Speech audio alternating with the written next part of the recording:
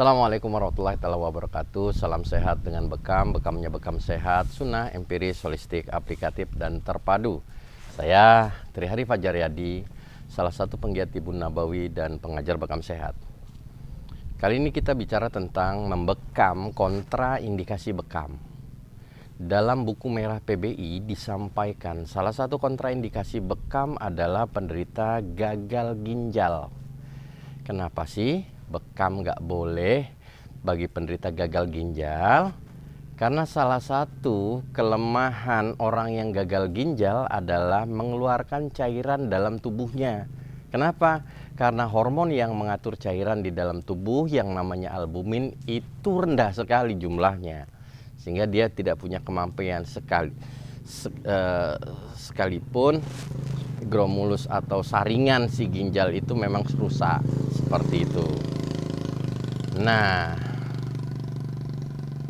bagaimana membekam orang yang gagal ginjal? Yang pertama, kita tahu bahwa darah bekam ketika Anda membekam itu diambil dengan dua cara. Yang pertama, akibat torehan jarum bekam atau bisturi kena pembuluh darah, melukai pembuluh darah. Yang kedua, akibat rembesan pembuluh darah karena tarikan kop pertama bekam itu, sehingga pembuluh darah melebar naik. Nah, itu yang kita sebut ketika kita kop, kemudian terjadi pelebaran pori-pori pembuluh darah, zat sampah-sampah metabolisme itu ngumpuk di satu tempat kop ini, baru dilukain. Rupanya ketika kita bekam kemudian melebar pori-pori pembuluh darah, kemudian CPS, substansi penyebab penyakit itu keluar, sesungguhnya hal itu sama dengan fungsi ginjal mengeluarkan sampah-sampah metabolisme. Bahasa kerennya mah ini ginjal plus-plus ketika Anda bekam.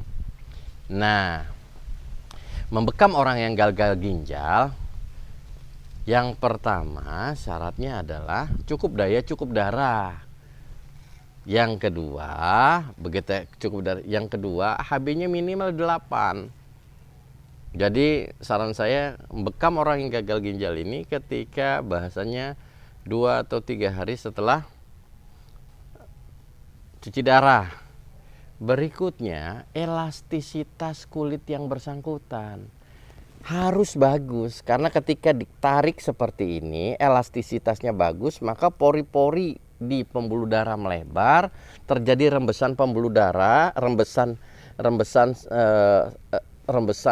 darah gitu ya, CPS-nya keluar. Nah, itu kalau elastisitasnya tidak memungkinkan, ya jangan dibekam. Demikian, wassalamualaikum warahmatullahi wabarakatuh.